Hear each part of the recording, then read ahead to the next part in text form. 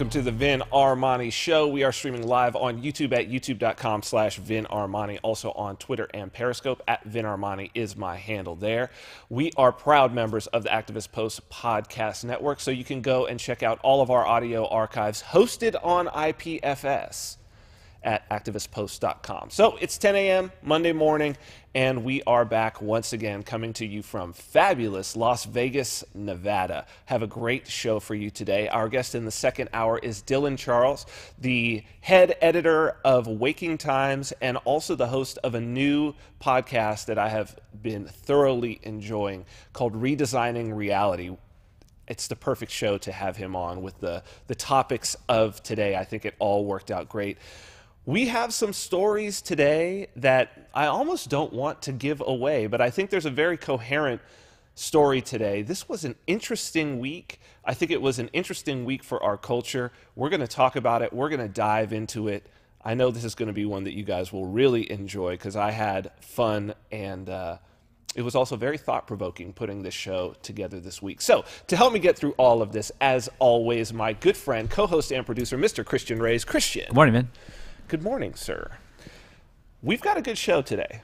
I'm looking forward to it. Good show. I'm very much looking forward to talking with Dylan Charles. Yeah. I got turned on to his podcast.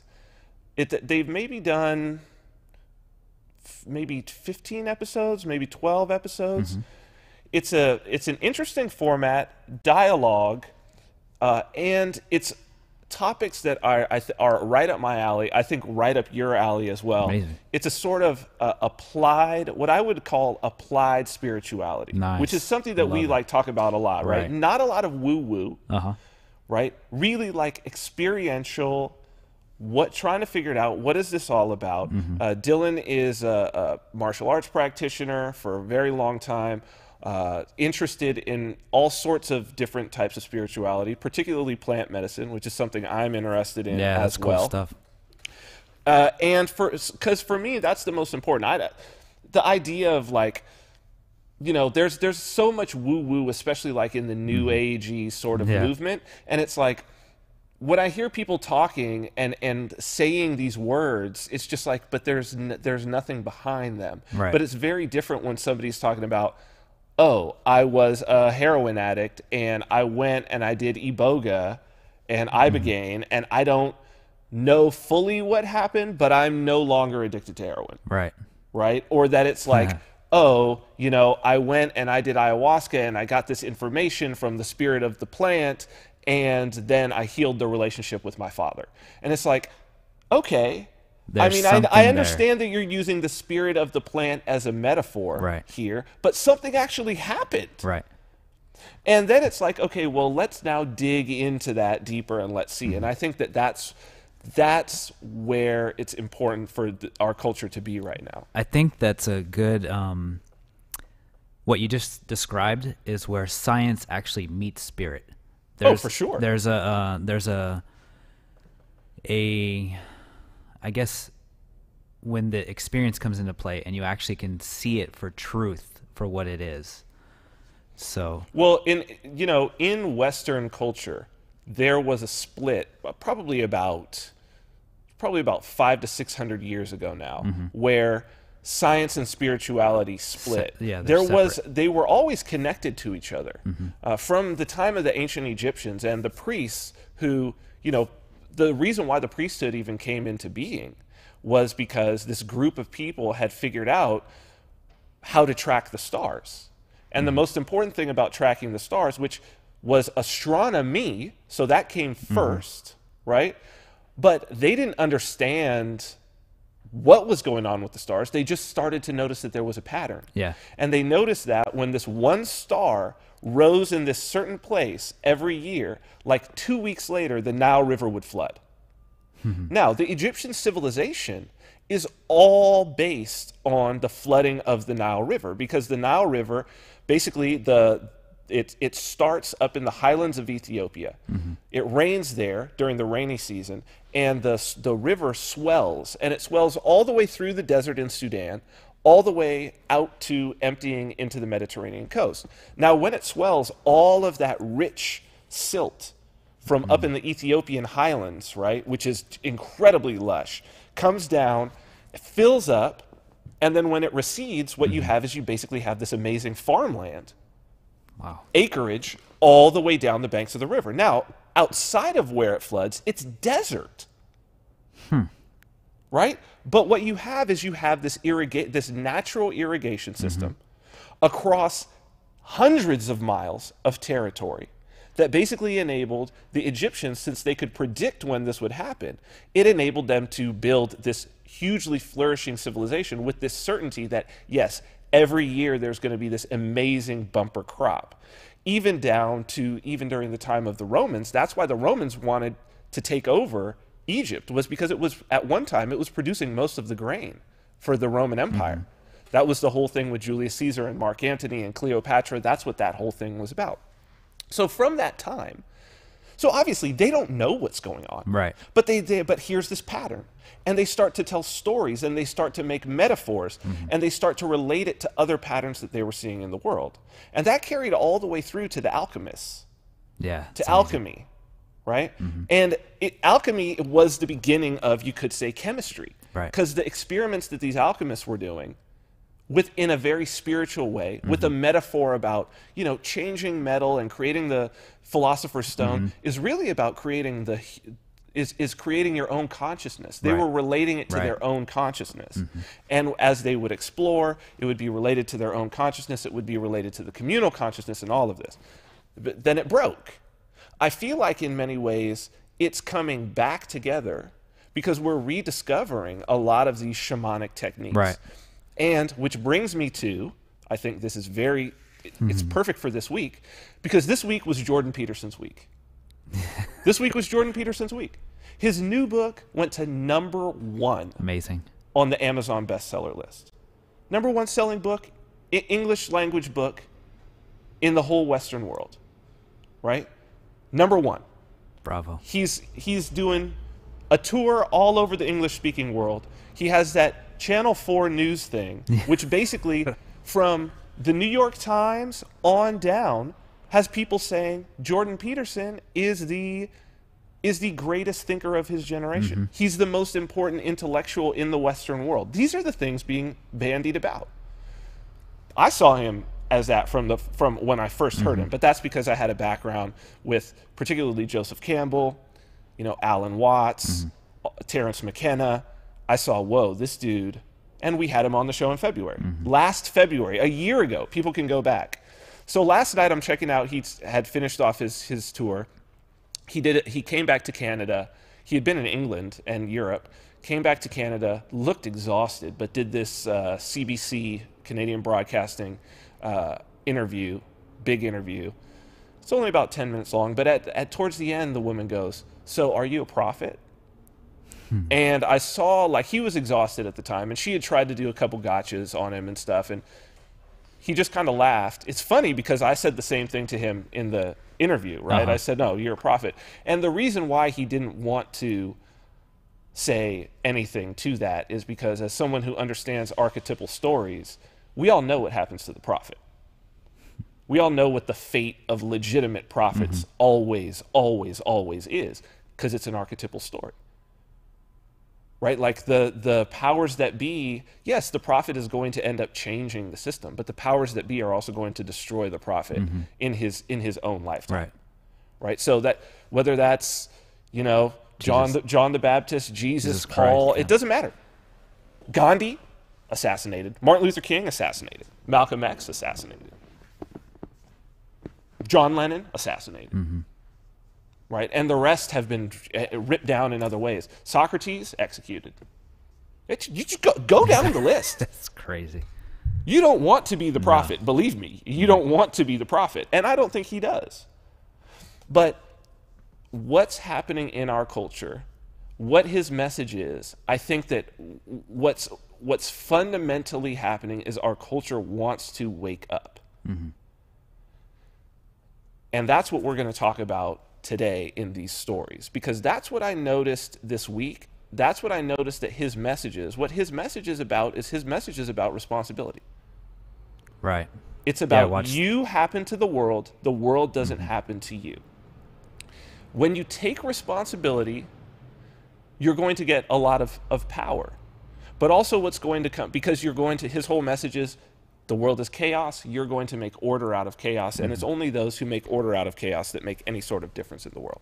It's amazing. So, but I think what, you know, he's gone off on like postmodernism and all of this. I think it's a lot simpler than that.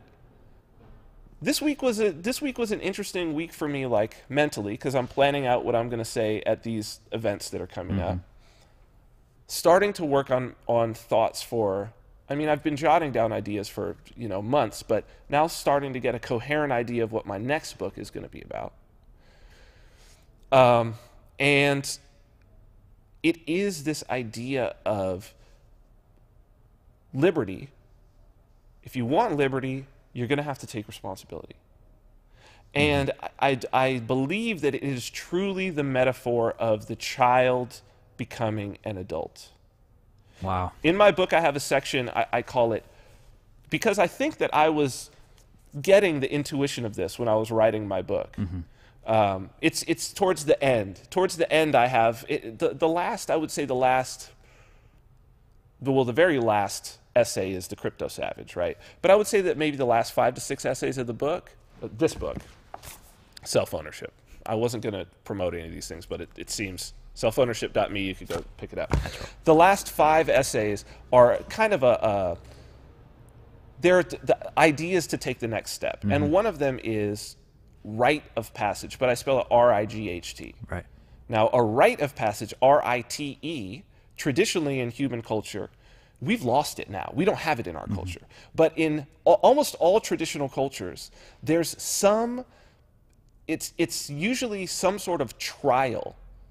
It's definitely, it ends in a ritual, but before that, there's some sort of trial that a young person has to undergo and complete before they will be accepted as an adult member of the tribe with the full rights of the tribe. In other words, no longer a child, now an adult. So it's, where do we see it? A quinceañera is basically that idea, which is also a bar mitzvah. Bar mitzvah, yeah. And a bat mitzvah. Right? These are in most traditional cultures, there's some idea of this. The Sweet 16 was kind of supposed to be that, the debut, right? Which is that would be in Philippines. The Australians, they have a walkabout, right? Most indigenous cultures have there's everything from circumcision to putting your hand in a glove full of fire ants to, you know, jumping off something. There's one rite of passage that is the men jump off some sort of tower with vines wrapped around their legs, and it's to see how high you can jump and all of that, and that's what gives you all kinds of rituals. Tattoos, tattooing in the Polynesian islands, right? To undergo tattoo with shark tooth and all of that, because it's this moment where it's like, how do you know when a child is a child and then when they're an adult? And I find it interesting that, like, I'm realizing that so much of what it is that we are trying to communicate, because obviously the ideas that we've moved in this show, if you consider, we had Jordan Peterson on this show back last February. People don't really, like, he's huge now. I think the first time that he really kind of said, clean your room, may have been on this show. Because I had absorbed everything he had said. It may have been on this show that the whole clean your room thing happened. That was definitely a eye-opening episode, man. Like, I'm going to go back and watch that tonight, because I watch it frequently, actually, but every time I watch it, I find something new. I wish the sound would have been a little bit better, but we were getting our sound shit together at that time, you know what I mean? But still, but obviously this is what we're trying to move forward, is this idea of, if we want to make this move, if we're going to make this move, it's going to require adults. It's going to require responsibility, growing up, recognizing the world is not safe. No one's job is to make it safe for you. Right. But every time you bring order out of chaos, you are making it more safe. You're the hero. Right. The hero slays the dragon. The hero brings order out of chaos. It's interesting, too, because people think that order out of chaos, this theory, is some kind of evil theory. And it's actually quite the opposite. It's masterful. Well, it can be.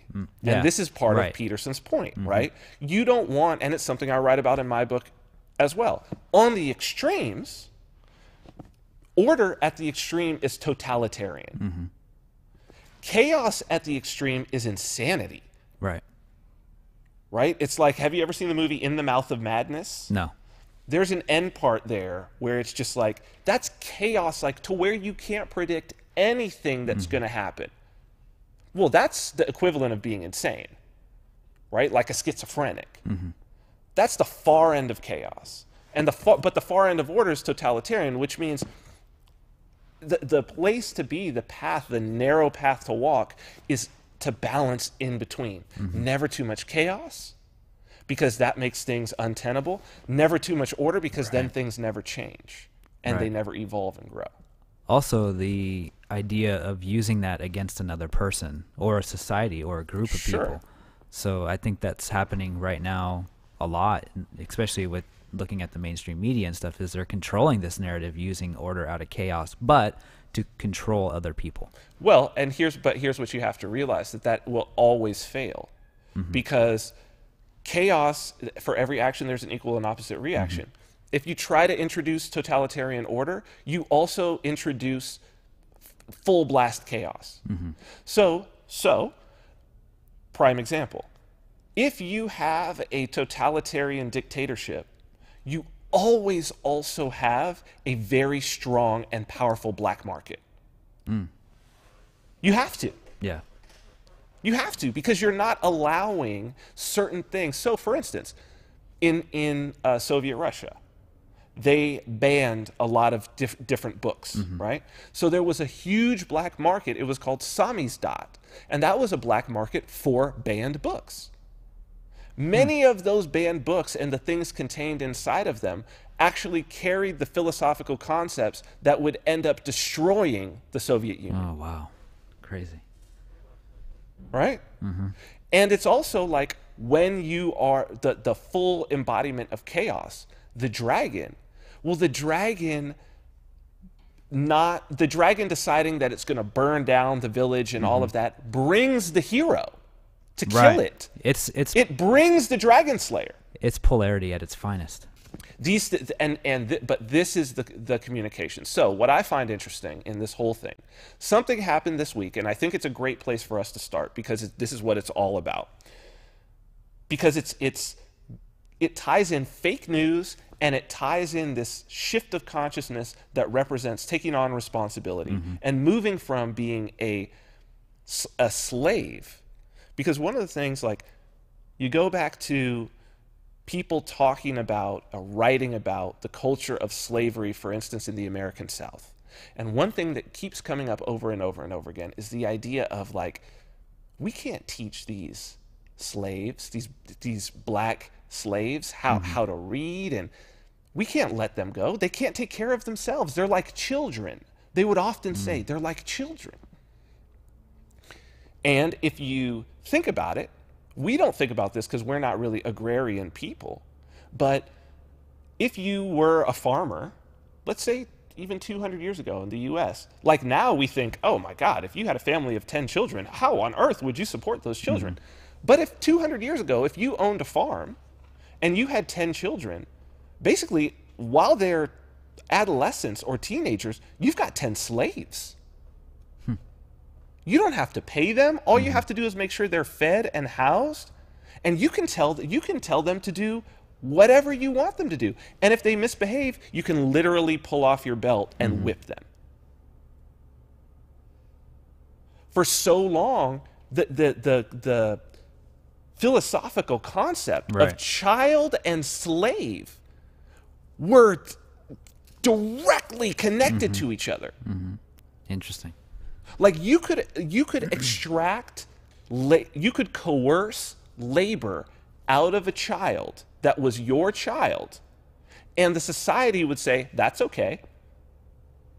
Your daughter doesn't want to work in the kitchen and cook? Whip her. Your son doesn't want to work in the fields? You should go and get a switch and whip him. The exact same thing that you would do to a slave. So if you don't want to be a slave, and if you want to be an adult, you're going to have to take on the responsibility. Otherwise, if you want to live under the dominion of the protective dominion of your parents who have or a metaphorical parent, Big Daddy state or Big Mama state, if that's the life that you want to live, you're going to be a slave because you're giving up the responsibility that it takes to be an adult. Right. That's the trade-off. We got into this a little bit last week too. It's an important concept, man. It's an important concept. Let me show you. Well, before we do this, these concepts, I'm going to be talking about them a lot more. I just want to talk about the places that I'm going to be and then what we've got coming up, and then we're going to dive straight into these stories. Just very, very quickly, because it's coming up, Liberty Forum in New Hampshire, February 8th through 10th. Oh, man, I can't wait to speak there. I've actually got 3 things. I'm doing a keynote, and then a breakout session off of that that's about an hour, and then I've got a dinner that I'm hosting at Mint Bistro. There's only about 10 people, so if you are going to Liberty Forum, you're going to need to quickly. Those seats will go very, very fast. So as soon as you register, you need to say, I want to go to the dinner with Vin. That's included. Everybody's going to get a signed copy of my book. I'll probably have a bottle of baby vodka there for you to taste as well. You can use coupon code VIN10 for a 10% discount. Again, nhlibertyforum.com to find out more information about that. A couple weeks after that, I'll be down in Texas. Go ahead and throw up this Texas thing. At the Texas Liberty Conference in Austin. That's going to be on the 24th of February at the Oasis on Lake Travis. I don't have the URL, but you can just Google Texas Liberty Conference and see the one that's at the Oasis on Lake Travis. I know tickets are still available for that as well. And then, of course, coming up, we have on the 1st, Thursday, we have this Bitcoin Cash meetup. Why don't you tell people what's going on with this, Christian, since you organized this? Yes, so this will be at Las Vegas Distillery in Las Vegas, or in Henderson. And we are sponsored by the Bitcoin Cash Fund and also Bitcoin.com, which is amazing. And also we'll be doing baby vodka tastings, cocktails. We're going to have a cool giveaway of some Bitcoin Cash, some electronic cash, so that'll be awesome. And a very big surprise with the secret project. That's right. You are going to get a glimpse at the Bitcoin Cash secret project that has been very much hyped by counter markets, and believe me, it is as good as it's been hyped to be. It delivers on every single thing. It's not just hype. It's legit. It's been working. Yeah. For weeks.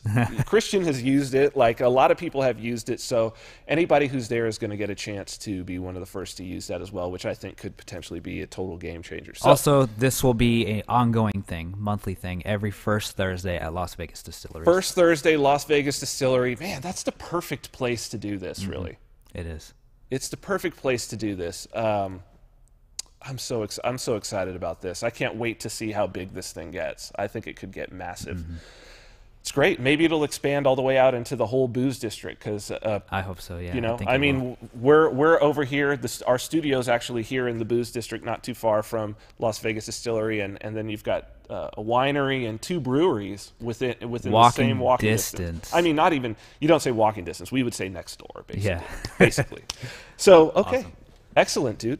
So let's talk about this story, Christian, that I think sets it off and starts it off. We initially came on with this show, and we were in the midst of the election, and one of the things was fake news. And I think it's so weird. The Pope tied this whole thing in. Now, it's perfect. The Pope had a message about fake news, and I think that it's perfect because, the Pope, Il Papa, that means the father, right? Like, the idea is that he's Big Daddy, right? The Pope literally means father, Papa. That's where it comes from, Papa. Pope Francis did this. Let's dig into this. Go to this CBS Pope thing. This is from CBS News. Pope Francis pens extensive anti-fake news message. Pope Francis is denouncing fake news as evil and is urging journalists to make it their mission to search for truth. After facing unprecedented bad press during his just concluded South American tour, the Pope released his annual social communications message Wednesday on the subject of fake news and journalism for peace. Francis commented that disinformation discredits others, presenting them as enemies, demonizing and fomenting conflict. He argued that disinformation is rooted in, quote, a thirst for power, noting the, quote, deceptive power of evil that moves from one lie to another, robbing individuals of their interior freedom. Francis said the first fake news dates from the biblical beginning of time when Eve was tempted to take an apple from the Garden of Eden based on disinformation from the serpent. Pope Francis previously criticized the media tendency to sensationalize coverage late last year, saying that it's a, quote, very serious sin to do so.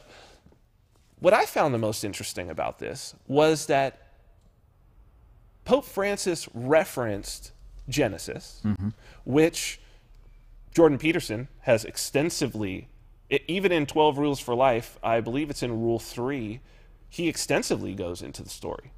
Now, weirdly enough, if people want to go and check out a playlist on my YouTube called The Ascendant Project, it's kind of weird because that was the jumping off point for me, I think, that may have started this whole thing that has brought us to the point where there even is the Vin Armani show. And it was a revelation that I got actually from ayahuasca, which ties into Dylan Charles because we'll talk about plant medicine. From ayahuasca, because ayahuasca is a vine. When you're in your ayahuasca ceremony, there's a lot of snake imagery because it's the vine. There's a lot of this movement happening. And I got something in an ayahuasca thing that it was like, the serpent told the truth. Like, I was like, what's the deal with the serpent? And it was like, the serpent told the truth. And I was like, wait, what is that? The serpent told the truth? What the hell does that mean? We're about to show something. We're about to show what the Pope's message was. And then we're about to get into something that always, if you're a religious person in this, if you're raised in the church, what I'm going to ask as we go into this is keep an open mind. You're not being attacked. Nobody's attacking you. This freaks a lot of people out, what we're about to show. It's one of the reasons why this particular story that is being referenced, the story of Adam and Eve, most people, when they first learned it, they learned it as a child. That's important.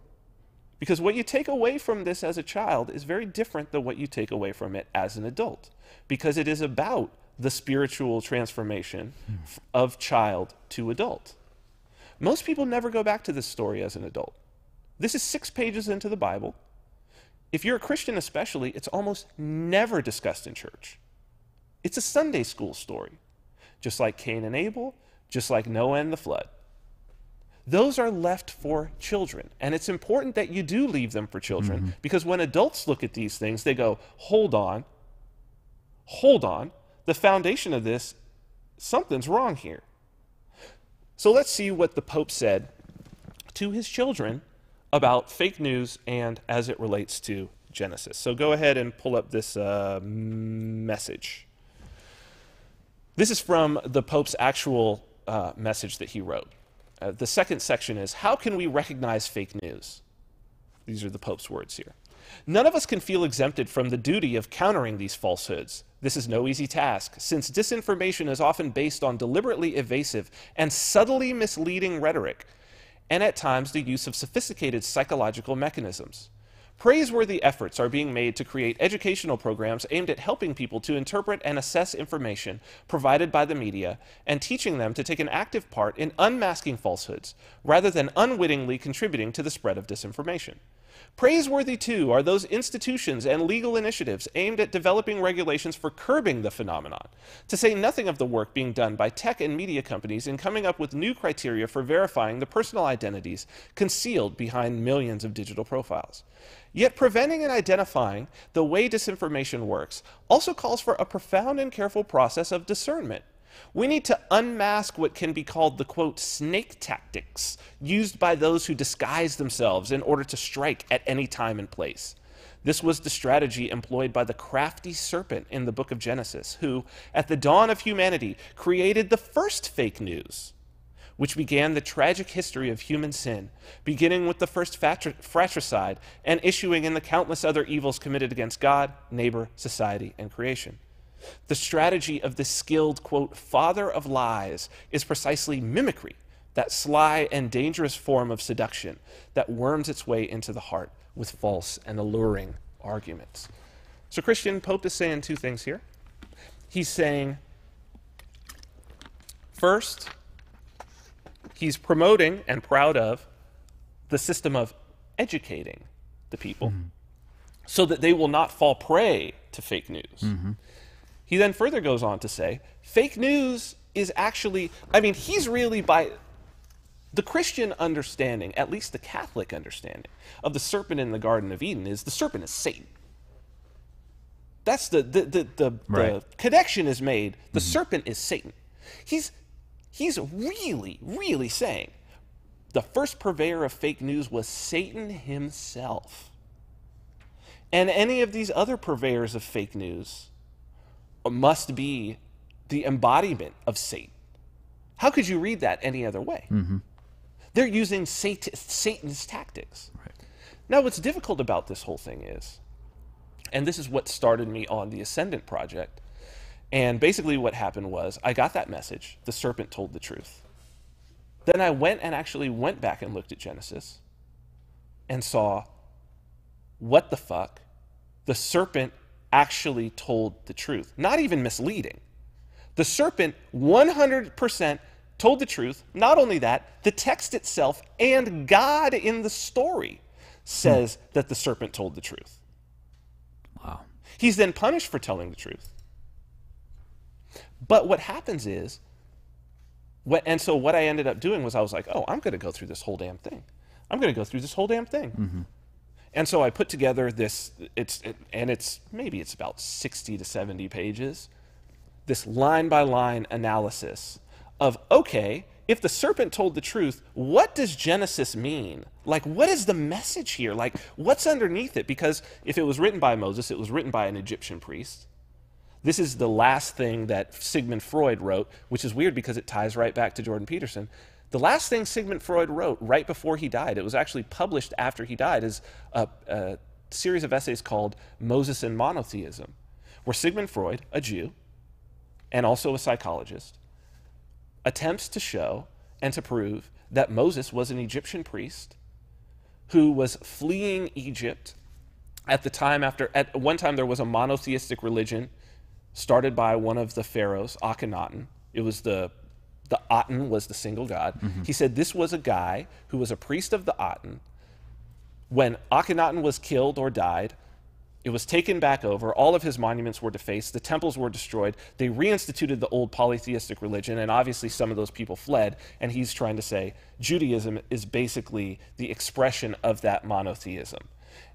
But if Moses was an Egyptian Egyptian priest, he would have been writing in a style of the Egyptian mystery schools, which means there's layers and layers and layers and layers and layers of the text, right? And these texts could potentially have been very, very old.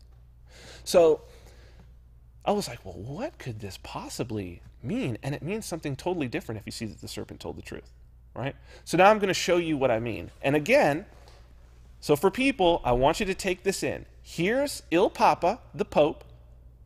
Formerly, this was the office that was the most powerful state office holder in the Western world, right? Descended from out of basically the empire, out of the emperor of Russia, the emperor of Rome, right? So that you got the Roman Catholic Church, and then you got the Eastern. So let's do this. Throw up this Genesis thing, and I'm going to show you if fake news, if this was the first fake news, there's a problem. Because if this is true, and if he's saying that fake news is a problem, then what he's saying is that the truth is a problem. And the thing is, the Pope knows this story. That's the big problem. And it's very, very easy. And people can go, if you don't believe me, this, by the way, again, if you are someone who is particularly practicing evangelical Christian, or if you were raised in the church, this is going to bother you because you probably have not gone over this story since you were a kid. And even when you went over it, it probably was not read to you. It probably was in the form of some storybook or some story told in Sunday school. You don't actually even know what was said. That's the education the Pope is talking about. So let's do this. It just starts right here on Genesis 3. Begins. Now the serpent was more subtle than... So this is after Adam and Eve have been created. They've been told... Adam was told, don't eat of the fruit of the tree of good and evil. You can eat from all the rest. Otherwise, on that day you will surely die. That's what the text says. Now the serpent was more subtle than any beast of the field which the Lord God had made. Now subtle translates actually to like crafty or shrewd. In some translations it translates to wise. Now the serpent was more subtle than any beast of the field which the Lord God had made. And he said unto the woman, Yea, has God said, you shall not eat of every tree of the garden? And the woman, this is Eve, she's not yet called Eve, and the woman said unto the serpent, we may eat of the fruit of the trees of the garden, but of the fruit of the tree which is in the midst of the garden, God has said, you shall not eat of it, neither shall you touch it, lest you die. Okay, clear enough. Go forward. And then the serpent says, go to the next slide. The serpent said unto the woman, you shall not surely die, for God does know that in the day you eat thereof, then your eyes shall be opened, and you shall be as gods, knowing good and evil. Now this is the only thing the serpent says. The serpent never says anything else. Another interesting thing about this, in the entire Bible, there's only 2 talking animals. There's only 2 times that animals talk. It's this, and then there's another story about a guy on an ass, and then he whips the ass, and the ass turns around and protests to him, but it's a donkey, right? And donkeys actually do make sort of noise, and they actually kind of try to communicate to you, so there's something. So it could be said that this is the only time in the entire Bible that an animal talks. There's no quotes around it, which I find interesting.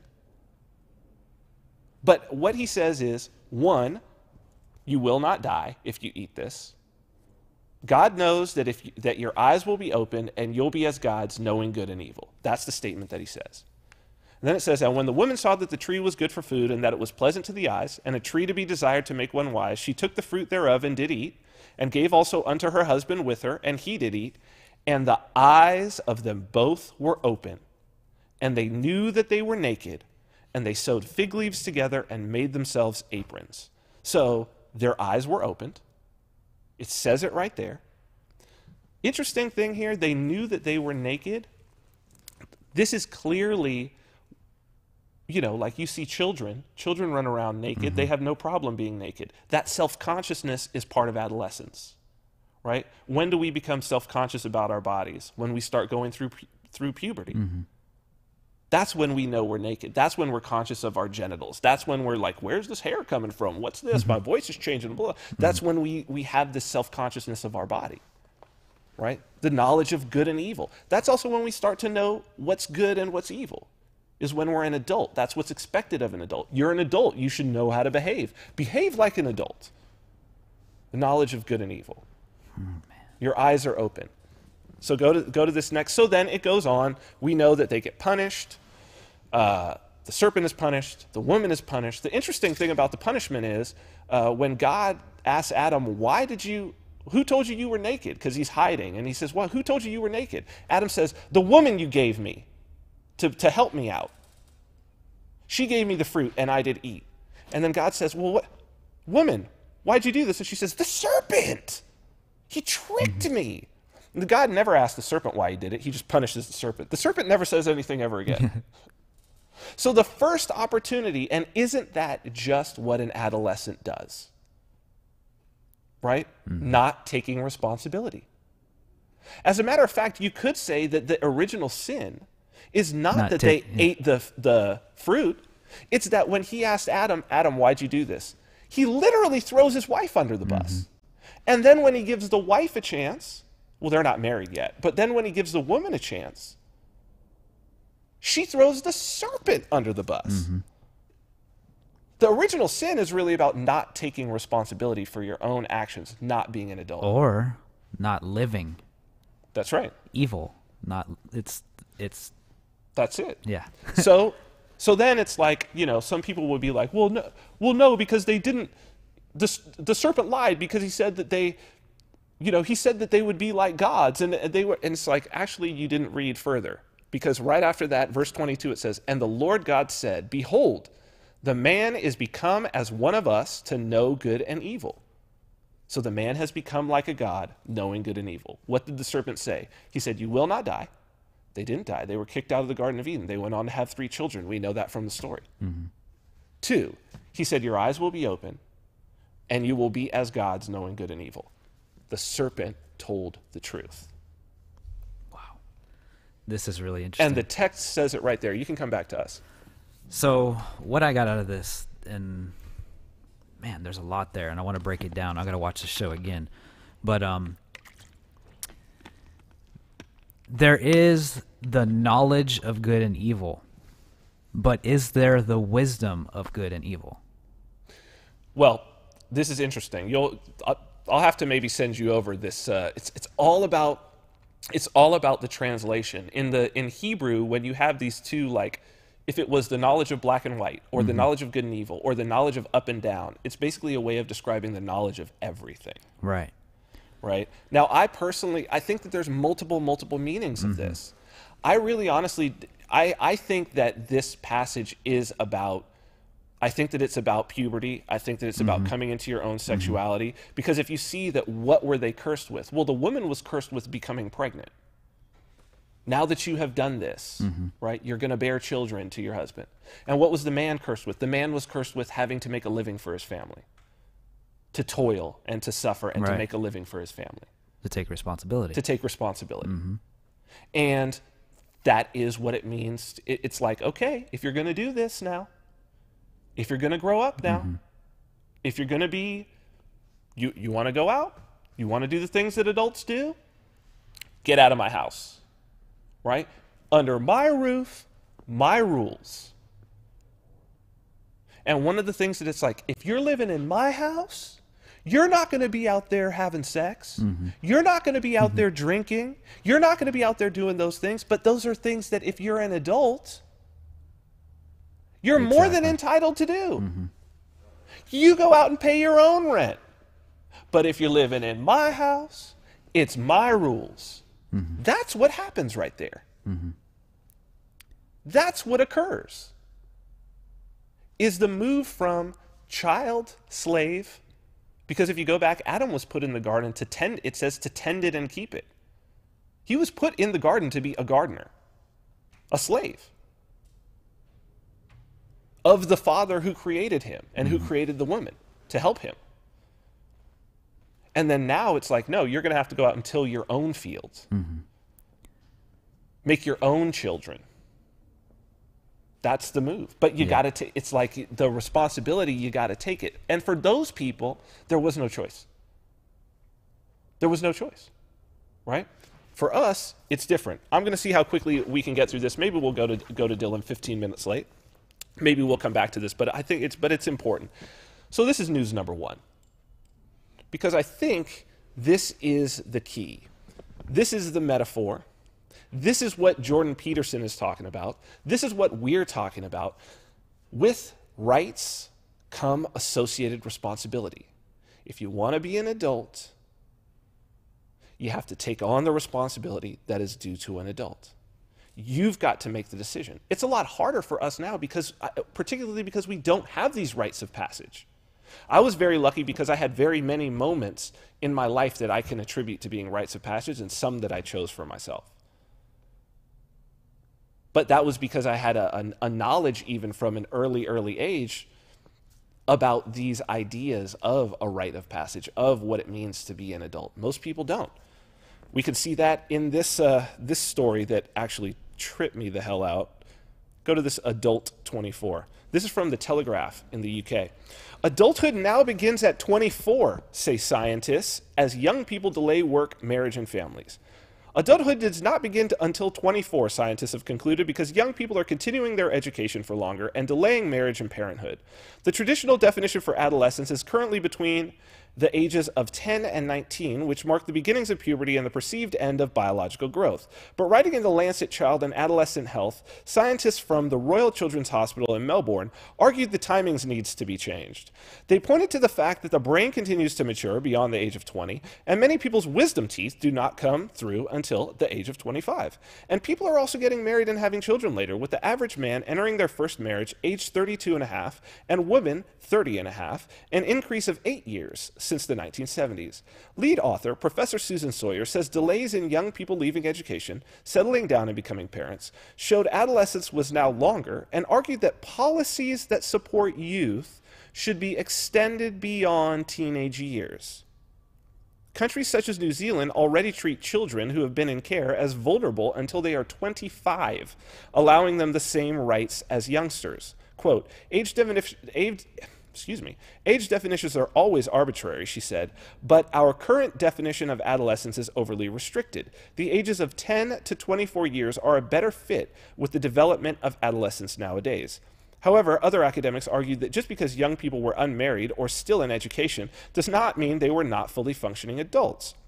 But Dr. Jan Mark Varish, a parenting sociologist at the University of Kent, told the BBC, quote, there is nothing inevitably infantilizing about spending your early 20s in higher education or experimenting in the world of work. Society should maintain the highest possible expectations of the next generation. Professor Sawyer also admits there could be downsides to the plan, particularly if youngsters were no longer seen as responsible or capable of full engagement in society until they were 24. Quote, such a view would risk disenfranchising adolescents and undermines their rights to fully participate in society, she added. So, Christian, this is the problem with not having a rite of passage. Because the question becomes, how do we determine when someone's an adult?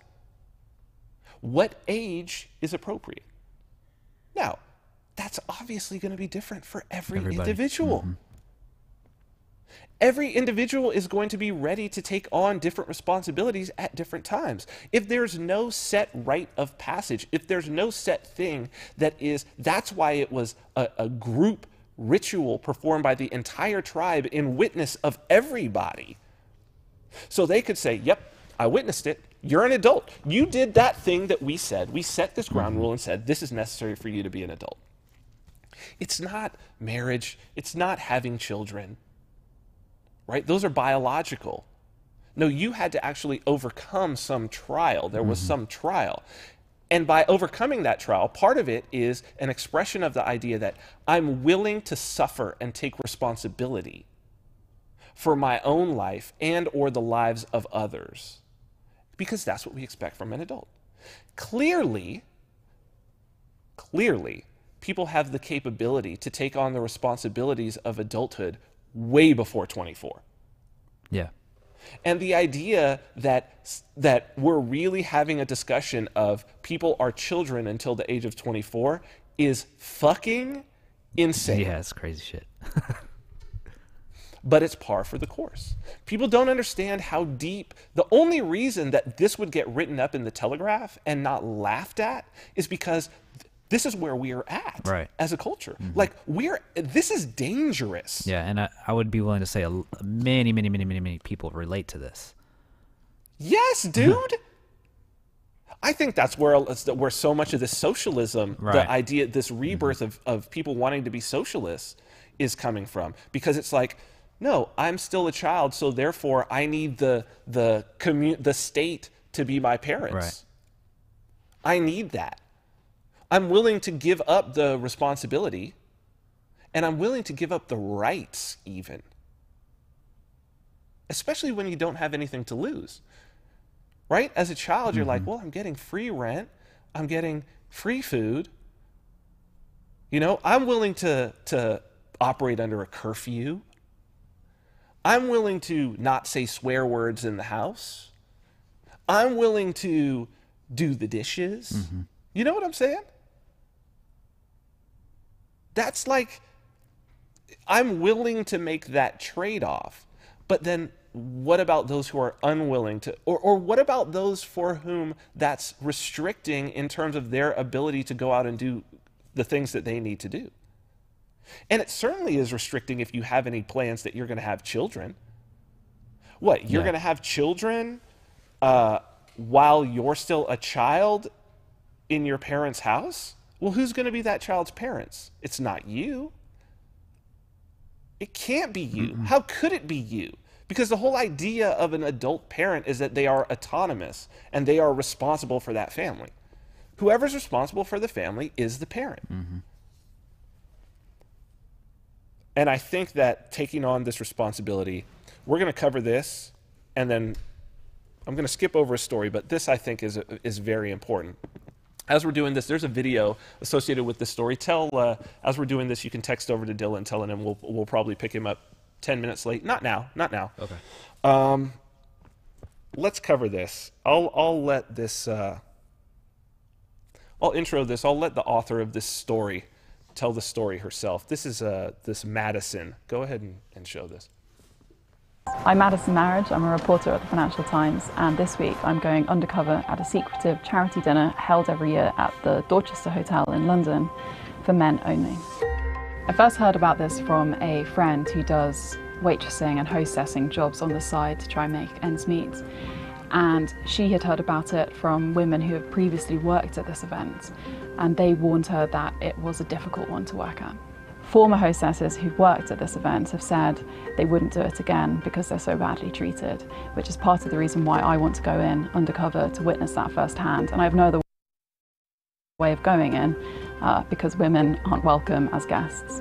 The evening has an all-male guest list and has typically included some of the most important names in business, finance, sports and the media in the past, and it's been running for over 30 years.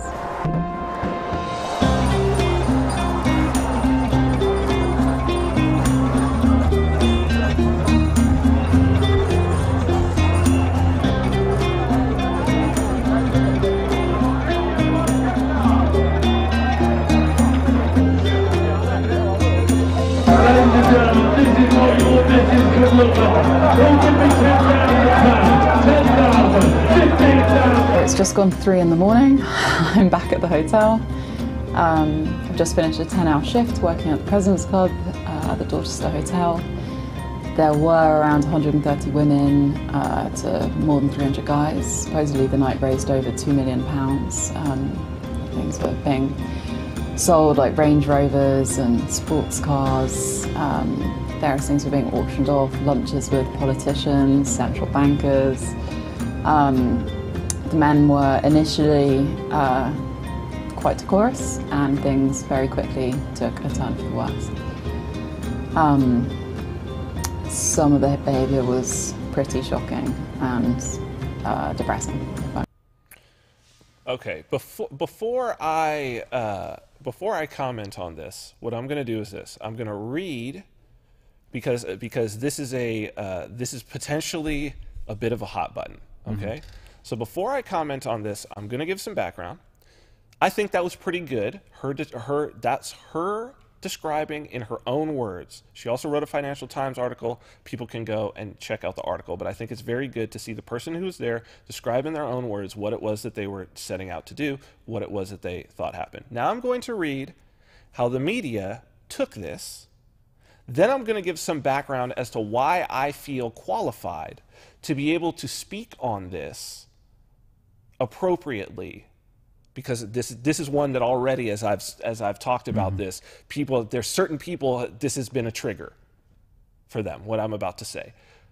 And as we do this, I want you to keep in mind the ideas that we've talked about so far in terms of taking on the responsibilities of an adult, and what are the responsibilities of all of the adults involved in this situation. Okay? All of the adults, every single person as an adult, step in, as you hear this, step into each one of their shoes and say, as an adult, what is it your responsibility to do in this scenario? Okay? Let's go with this President's Club. Female journalist, this is from the Washington Post. Female journalist goes undercover at posh men-only London fundraiser, reports widespread groping. That's the headline. Wanted, attractive young women wearing short, tight dresses and black underpants to serve as hostesses for British business bigwigs at a drunken old boys-only charity affair in 2018. When tabloid-style news of this event broke in the usually decorous Financial Times on Wednesday, the recoil was immediate. The story of well-heeled men acting badly was not exactly Britain's Me Too moment. London has been the scene of alleged acts of sexual misconduct by Harvey Weinstein and Kevin Spacey, while the government has been roiled by sex pest scandals, including the resignation late last year of Defense Secretary Michael Fallon, accused of repeatedly putting his hand on a well-known radio journalist's knee at a dinner in 2012. But the newspaper investigation into harassment doled out at a London charity event last Thursday has delivered a fresh jolt. The report alleged that women who served as hostesses, some of them college students, were groped and propositioned. One elderly attendee asked one of the hostesses whether she was a prostitute. London's Dorchester Hotel was the site of the exclusive fundraiser infiltrated by an undercover Financial Times journalist and another woman last week.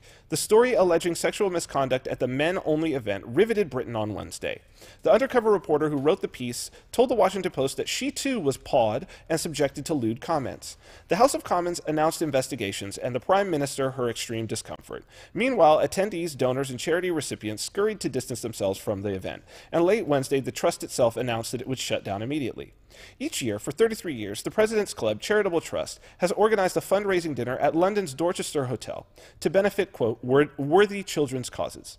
The attendees last week, as in the past, hailed from Britain's business, finance, fashion, entertainment, and political establishment, an esteemed group according to the club's website, and the highly exclusive, among the excluded, women as guests or patrons.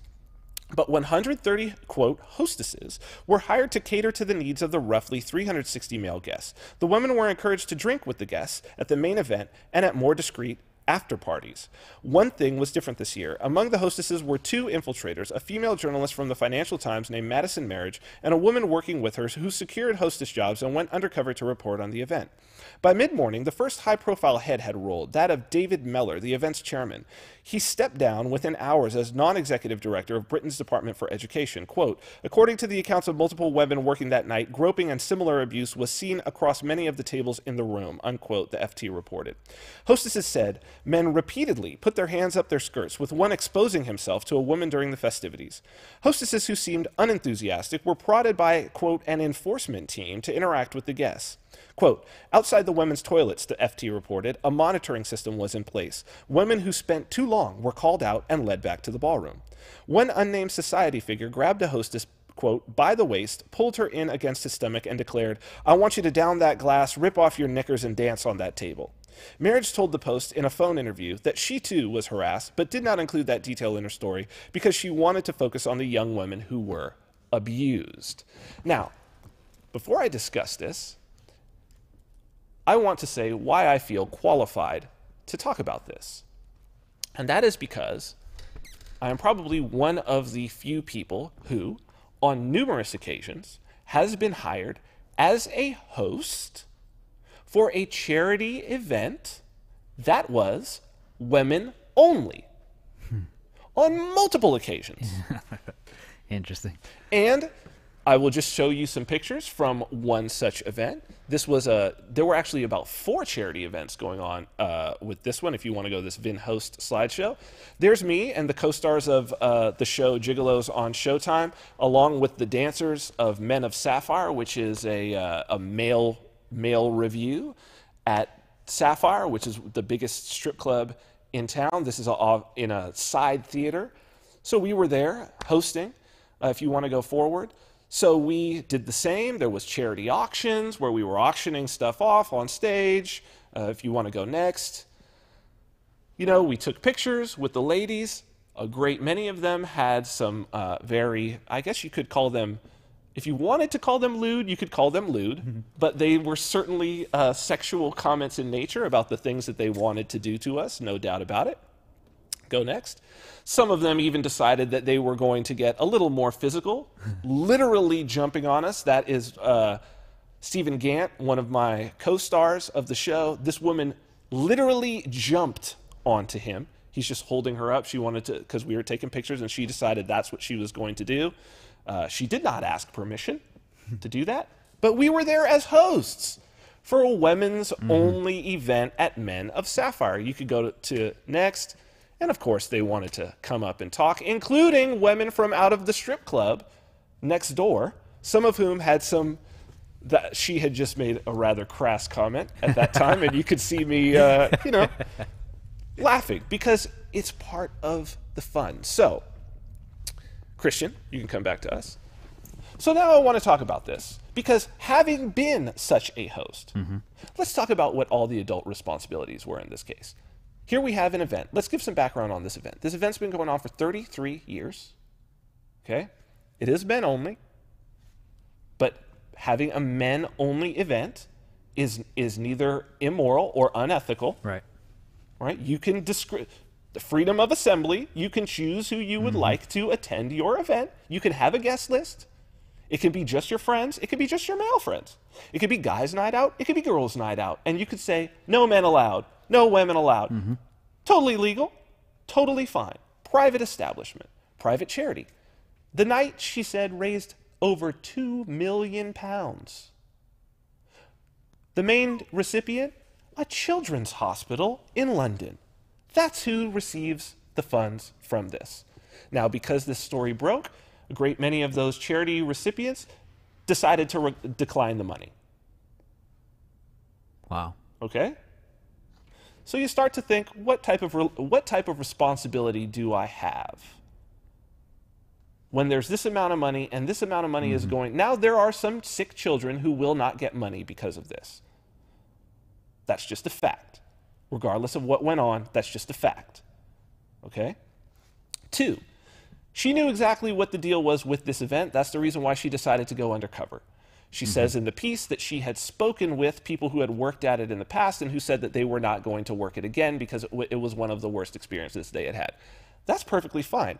There were 130 women there. Some percentage of those women had worked it in the past. If you have 130 people doing an event, some percentage of those people are going to hate it. Some percentage of those people are going to love it. Right. That's how jobs work. When you have a high enough amount of people, that's how it is. Now, what was the job of these women? It was not to serve drinks. It was not to serve food. It was to walk around and talk with the men. Now, they had an enforcement team in front of the bathroom. If women spent too long in the bathroom, that enforcement team was women, by the way, working there. Managers. If women spent too long in the bathroom, they said, come out of the bathroom and go back to work. I don't know how that's an enforcement team when your job is to go and talk to the patrons and you're getting paid by the hour to do so. Right? So here's the question. See, how I was raised and how I approach the world is, if I see an adult woman, I treat her as an equal to me. Right. If I see an adult man, I treat him as an equal to me. Now, I have worked many jobs in my life. I have quit some jobs on the first day because a manager was an asshole, because I didn't like the situation, because it didn't feel right, it didn't work out for me. If I'm in a situation that I feel uncomfortable with as an adult, it is my responsibility to walk out. And any other adult, I have to give them, if I'm going to give them that respect, you're also going to have that responsibility. Now, is it appropriate? We don't know the extent of how whatever was said, right? We don't know the extent of how someone, what one person calls groping. Like, who knows? Is that on the leg? Is that on the arm? Saying women are reporting that hands are up skirts. The other question that I have in this case is, some of those women, what do you have here? It said the elite of UK finance, fashion, entertainment, all of this. Some percentage of those women were actually there because they wanted to hang out with these men. I would say a large amount of them. The specific reason they took this job was perhaps they were like, oh, there were women sitting on men's laps. Well, why would the assumption be that woman doesn't want to sit on that man's lap? Why is it? Exactly, why on earth would that be the assumption? Why? Like, there's some percentage of the women, that's the reason why they're there, is to meet these people. Mm-hmm. And if another thing that's not being reported in here is any time that it's the idea that some man touched a woman, she said, "Do not touch me again." He touched her again, and he was able to stay. This is a black tie charity event. Yeah, there's some drinks. Yeah, there's some boisterousness. Mm-hmm. Yeah, people are getting excited. But there's a level of rudeness that's not going to be tolerated at an event like this. Mm-hmm. And if you're uncomfortable, it's your job to walk out. It's your job to walk out. They told these women what color underwear to wear beforehand.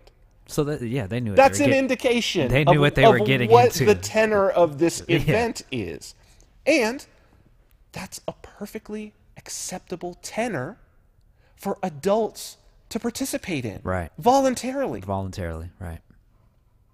A sexually charged environment, I don't care whether that's a strip club, I don't care whether that's a swingers club, I don't care whether that's a sex club, I don't care whether it's just something like this. They had burlesque dancers on stage during this event that just had tassels on their breasts. This is what the tenor of this event is. If you don't like it, you're an adult. No one is stopping you from walking out the door. They're going to say you're not getting paid, but that's the trade-off that you make as an adult. Yep. Just like when you clock into work, there's a trade-off. I wear a certain uniform to go into bartend. And if you don't want to wear that uniform, you don't go to work. And a cop is going to wear a uniform to go in to be a cop. And look, lots of jobs are uncomfortable. Mm-hmm. Somebody cleans toilets. Yep. That's uncomfortable. Mm-hmm. I think that's a lot more uncomfortable than some guy saying, "Oh, I want you to rip off your knickers and dance on that table." I would rather have somebody say that to me. Notice she didn't do it. No one forced her to do it. Mm-hmm. Someone just said words. Said words that a lot of people could interpret. He probably said it with a smile on his face. You could just as easily as I did in that scenario laugh at it. Mm-hmm.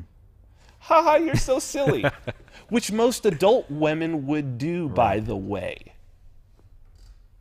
So the question is, what kind of a society do you want to be in? Women who are up in arms about this?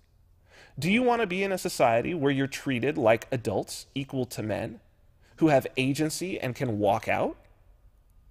Who can call their own shots and be responsible for their own safety? Mm-hmm.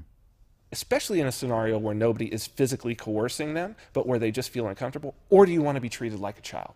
Do you want to go back to Victorian England? Do you want to go to Saudi Arabia, where women are required to have a chaperone to go out in public because they're so fragile? I refuse to live in that world. I refuse to live in that world. I refuse to treat adult women as though they are anything but my equal. Mm-hmm. I refuse. I absolutely refuse. Because I don't want to live in a world where women are less than. I don't want to live in a world where women are treated like children or like cattle or like property. That's fucking not the world I want to live in. Mm-hmm. And since I don't want to live in that world, I'm not going to treat women that way. So let's do this. I have one more story, but I'm going to save it till the end because I think that it's a good one. I think something may have just popped up from him. Are we good? Let's go to break. Yeah, we're good. Let's go to break, and we'll come back with our guest, Dylan Charles.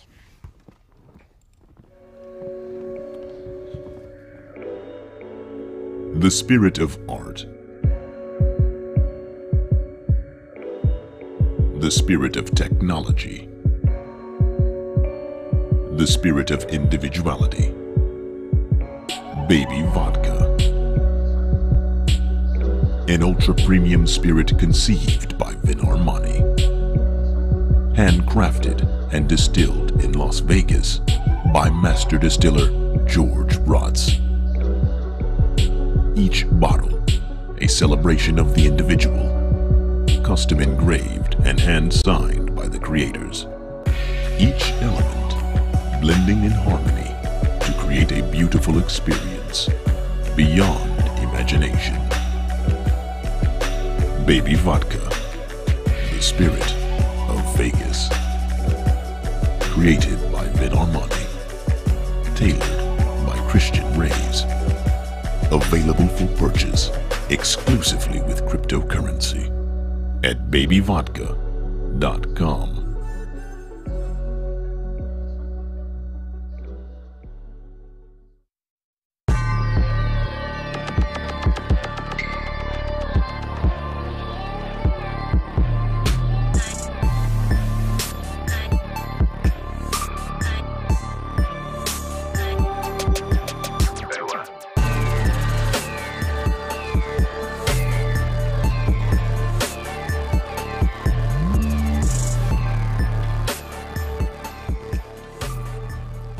Welcome back to the Vin Armani Show. We are streaming live on YouTube at youtube.com/Vin Armani. Also on Twitter and Periscope at Vin Armani is my handle there. We are proud members of the Activist Post Podcast Network, so you can check out all of our audio archives at activistpost.com. Well, before we jump into our interview here in the second hour, just want to tell you all a little bit about Counter Markets. Counter Markets, trends and strategies for maximum freedom. You can get your first issue for free at countermarkets.com. We're coming up on February. And I think in particular, this is going to be, I mean, last year, if you got Counter Markets, especially in the early issues, and you followed the advice, particularly that we were giving on crypto and were paying attention to the trends that we had noted, you made a lot of money. You did really, really well. It's not that it's necessarily about making money with the speculation. That's not what we're about, but we are about predicting the trends, and we have done it very, very well. 2018 is shaping up to be a weird one, man. This is going to be a year when so much changes. Automation is fully coming in. I mean, we've got the Amazon stores opening up. We've got automated cars. We're going to have Lyft and Uber releasing this year. We've got so much going on. Cryptocurrency has hit a whole new phase. That's what we're going to be covering in Counter Markets this month and continuing on through the year. I'm very excited for all the things that we've got coming up. The February issue will be out within a week. So if you have not yet, go and get your first issue for free at countermarkets.com. You can get the January issue, which is excellent. So without further ado, let us go to our guest, Dylan Charles. Dylan is a student and teacher of Shaolin Kung Fu, Tai Chi, and Qi Gong, a practitioner of Yoga and Taoist arts, an activist and idealist passionately engaged in the struggle for a more sustainable and just world for future generations. He's the editor of WakingTimes.com, host of the podcast Redesigning Reality, and grateful father, and a man who seeks to enlighten others with the power of inspiration, of inspiring information and action. Dylan Charles, welcome to the Vin Armani Show. Hey, Vin. Super grateful to be here. Thank you very much. Love the show. Thank you. I've been thoroughly enjoying your new podcast. It's really good. It's right up my alley in terms of the things that I'm most interested in, and I love the format that you guys have decided to do. Why don't you give a little bit of background about how you decided to do that project after doing Waking Times for so long? Did we lose him? Is he there? Is he gone?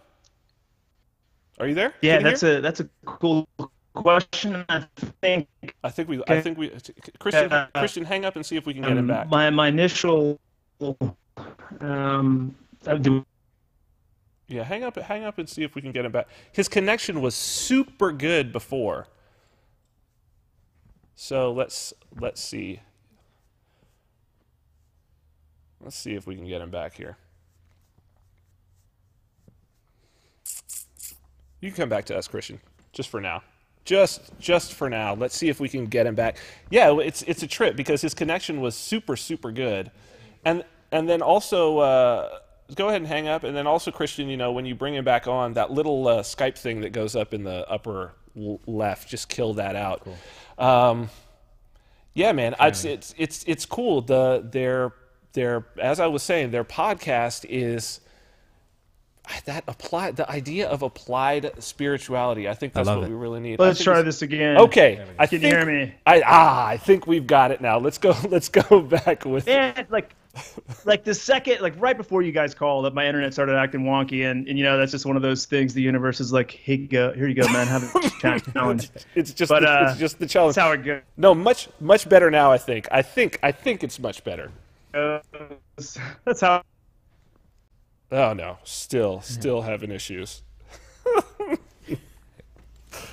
Still having issues. Yeah, hang up. Yeah. Let's see. Well, come back to us.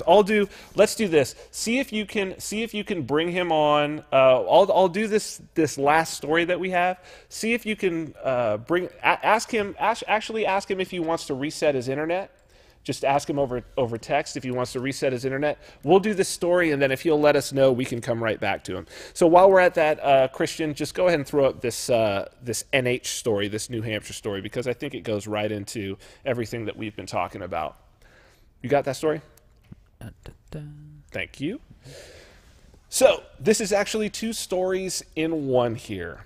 This is from the Boston Globe. New Hampshire wants to raise tobacco age and lower drinking age. New Hampshire wants to raise tobacco age and lower drinking age. The New Hampshire legislature is simultaneously considering bills that would raise the tobacco purchase age from 18 to 21 and lower the age for consuming alcohol from 21 to 20. Coincidence? The juxtaposition is more likely a result of how the New Hampshire House operates more than any elaborate scheme to favor one vice over another. After all, no one in Concord expects either bill to get very far. One of the two, the tobacco bill appears to have a better chance of passage. The legislation is based on laws in other states that have raised the age in hopes of curbing smoking levels overall. The bill that would lower the legal age to consume alcohol is a bit more complicated. The legislation proposes that a person must still be 21 to purchase alcohol, but as long as someone else bought it, a 21-year-old could legally imbibe. The goal, the bill's libertarian supporters say, is to loosen government restrictions. A bill that would lower the New Hampshire drinking age to 18 failed in 2016, in part because federal highway funding is tied to states keeping the legal drinking age at 21. Nonetheless, the Live Free or Die state has spent a lot of time in the last month debating who can do what and at what age. The state house passed a marijuana legalization bill for those who are at least 21 years of age. On Thursday, the Concord Monitor devoted a top story to a bill that would raise the age of consent for marriage from 13 to 16 years old. Along those lines, in New Hampshire, a child, husband, or bride must wear a seatbelt until they are 18. But hey, it's New Hampshire. The 424 members in the House and Senate take up approximately 1,500 bills every session, and by rule, every single bill gets a hearing and a vote. The New Hampshire House is a cauldron of bad ideas, said Drew Klein, who runs the Josiah Bartlett Center for Public Policy, a conservative think tank in the state. They all get mixed together, and there's often no pattern. You just hope that most of them don't pass. So, Christian, here's what they're talking about doing. Raising the age at which tobacco, even possession, is legal to 21. And then there's a bill to lower the drinking age, the age at which someone can drink in private, to 20. And the problem, this is a problem that I see, and it's something that it's actually part of the topic of my talk going up to New Hampshire, is that there's a big difference between liberty and license. License being what can I get away with. Liberty is what can you legitimately stop me from doing with violence. Two very different concepts. Right? Here is the question, though. The question is, again, it goes to adulthood. If you are to say someone is an adult, do you have the right to violently restrict another adult's ability to purchase and consume the beverage of their choice? I think most people would say, no, that's absolutely fucking ridiculous. So there doesn't need to be a drinking age. The reason why the drinking age is 21, why they're leaving it at 21, is because you don't get federal highway funds if your drinking age is below 21. Oh, interesting. Literally morodes. Right? Seriously. Literally having a morally and ethically inconsistent position because morodes. If I act in a morally consistent way here by saying I don't have the right to tell another adult what he can or cannot peacefully drink or purchase, I will go back on that for more roads. For more roads, so that I can get federal highway funds for more roads. Now, the idea that you're going to raise the age of tobacco to try to stop people from smoking, again, do you have the right to violently restrict another adult's ability to peacefully put into their body what they choose to put into their body? The answer is no. So if they're an adult at 18, if that's what you've decided makes them an adult, if they can sign a contract, if they can be held criminally liable as an adult, New Hampshire's weird because they have an age of consent for sexual activity that's 16. So it's like, perhaps it should all be 16. Like, that's where the problem is. Yeah. The problem is, and that's why so many people are like, they view the Free State Project as an idea of license. What can I get away with? They just want to get away with shit. They just want less government rules. No, it's not less government regulations. It's let's take out all the ones that are a violent restriction on people's peaceful activities.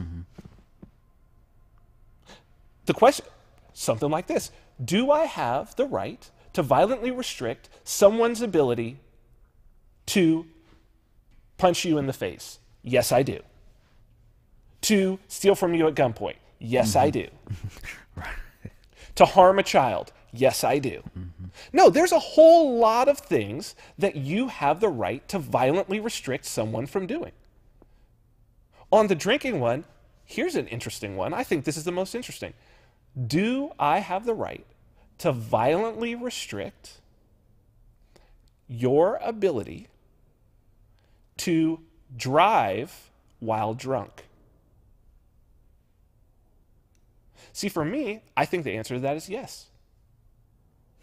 Because if to drive while especially so drunk that you can't even walk, like, is it ethically appropriate for me to steal your keys from you without your permission and prevent you from getting behind the wheel of a car? Actually, I've been in that situation before, and it's absolutely ethical. Right. As a matter of fact, I think most people would be thankful that you did it.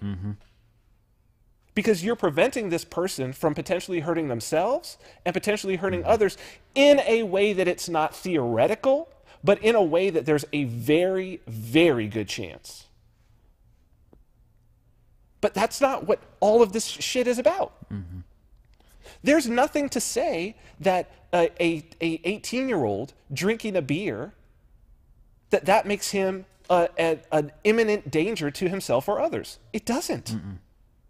Or smoking a cigarette. It doesn't. So you don't have the right. But it's not to say that there aren't lots of things. There's an entire class of things that you absolutely have the right to violently restrict someone from doing. I have the right to violently restrict someone from entering my house without my permission. Of course I do. And any government that upholds those rights is a legitimate government. Any government that upholds any rights that violently restrict peaceful people from doing anything is illegitimate. This is something, I'm going to be talking about this up there in New Hampshire with the Free State Project, because then you start winning. Yeah. If you're like, we want to lower the drinking age because... because someone can go off, can be in the military. That's what everybody says. Well, you can go off and fight. You should be able to drink a beer. That's just a preference. You stand up and you say, look, this person is an adult. I do not have the right to violently restrict another adult from peacefully purchasing and drinking the beverage of their choice. You, on the other side, you are claiming that you have a right to violently restrict another adult from peacefully purchasing and consuming a beverage, a legal beverage. That's what your claim is? well, you're a psychopath. I mean, you've won that argument. Yeah. You've won it. But to not use that as the argument, of course you keep losing. Of course they say it's a hodgepodge of, they're just all over the place. They're all over the place because you got no fucking principle. Like we were talking about before the show started, you've got the what right, you've got the why wrong. Yeah. And what did we say about the why? If you get the why right, it means it's repeatable and sustainable. Yep. And it's coherent and consistent. That's why the why's got to be right. Let's see. Try to bring up Dylan. See if, what's he saying? Is he good? Yeah, let's try it. Yeah, I'm looking forward to talking with him, man.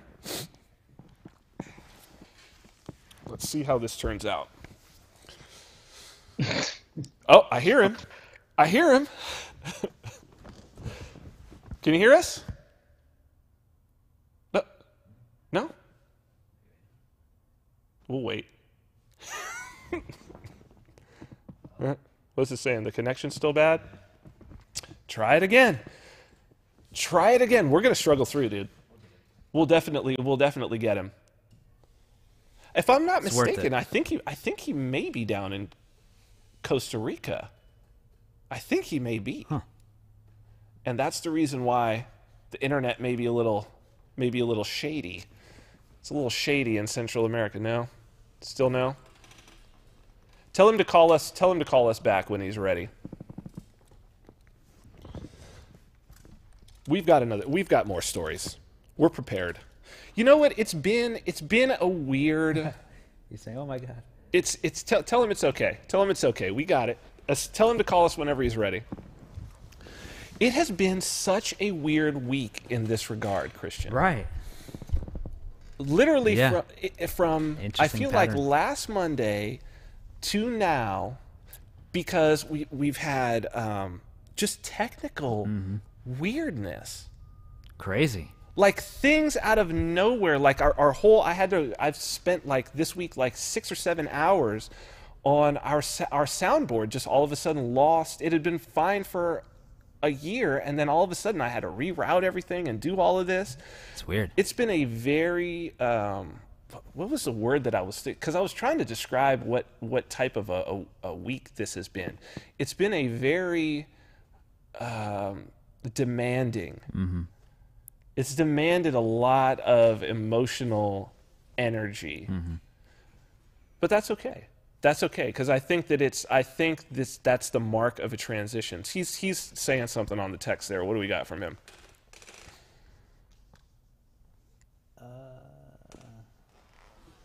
Murphy's Law. Yeah, Murphy's Law. And I don't, like, I try to find a message in things. I try. Right.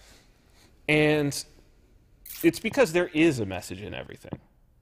Right? Like, at any given time, there's 1,000 things for you to learn, to grow as a soul. Absolutely. And it's not that necessarily everything happens for a reason, but it's that everything that happens contains a lesson. Mm-hmm. It's like every challenge that you have is sort of like, you could imagine like if your soul has a curriculum, right? It's like your soul is going to get the degree. And in order to get the degree, you need credits in each of these subjects. And in some subjects, you need more credits than in other subjects. And it's like every challenge is, this is an opportunity to take that class now. A seat in the class just became available. Yeah. Here we go with this challenge. And it's great. I was thinking about this earlier when we were having the conversation, and it goes back to that conversation earlier where I had an interesting discovery. It's probably not something profound, but it was profound for me. Okay. Basically, it's the concept of good and evil and why they're in place. Okay. And what I found was really there is no such thing, and I was kind of touching on this with the idea of the knowledge of good and evil versus the wisdom of good and evil. Sure. Basically, what I found is the knowledge of good and evil is knowing that there is a separation of the two things. Something bad that's happening, something's good that's happening. But once you go through the experience of it, and you get to the wisdom of the good and evil, there is no such thing. Because the bad is only placed there for the good. Well, and you can't see one without the other. Right. Right. There's this great, Alan Watts has this great, I mean, he's got so many great talks, but there's one that really sticks out to me when we're talking about this, is that he says, you know, here we are talking about the bad people, right? And how they're horrible and nothing like us, and all this is wrong. I see this, you know, I find myself falling into this sometimes. I've more now I'm about bad ideas rather than bad people, because I don't think that they're inherently bad people, which is what we're talking about. But what he says is that, or at least not bad ideas, but inconsistent ideas is, I think, more how I term bad ideas, like bad not evil, but bad in terms of don't function. They're inconsistent, so they're not sustainable. You can't repeat them, all of that. But he says, so here we are talking about the bad people and how horrible they are. And he's like, and you know what? The bad people are over there together talking about us in exactly the same way. Yep. And believing it just as wholeheartedly. Right? This is the whole right-left dichotomy. And this is what they don't understand. It's that they want this absolutist totalitarian idea where it's like, we're right and we're righteous. It's like, no, you can be consistent. You can be consistent. But if you're not consistent, one thing I can guarantee you of is you're not righteous.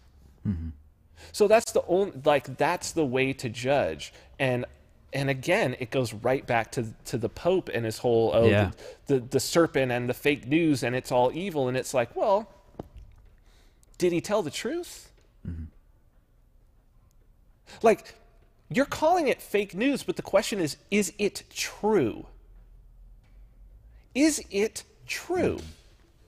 Because perhaps it's uncomfortable. Perhaps it is. And the truth is usually uncomfortable. Well, and that's why we don't tell it to children.